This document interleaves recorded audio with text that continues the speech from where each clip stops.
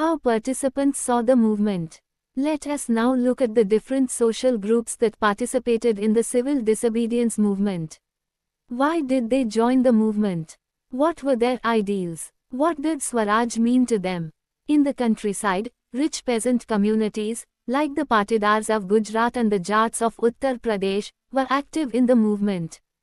Being producers of commercial crops, they were very hard hit by the trade depression and falling prices.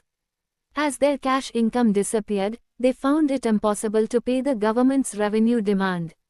And the refusal of the government to reduce the revenue demand led to widespread resentment. These rich peasants became enthusiastic supporters of the civil disobedience movement, organizing their communities, and at times forcing reluctant members to participate in the boycott programs. For them, the fight for Swaraj was a struggle against high revenues. But they were deeply disappointed when the movement was called off in 1931 without the revenue rates being revised.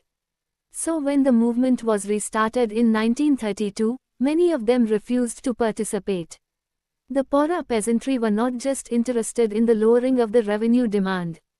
Many of them were small tenants cultivating land they had rented from landlords. As the depression continued and cash incomes dwindled, the small tenants found it difficult to pay their rent.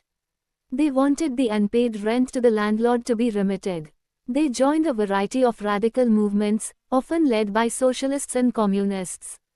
Apprehensive of raising issues that might upset the rich peasants and landlords, the Congress was unwilling to support no rent campaigns in most places.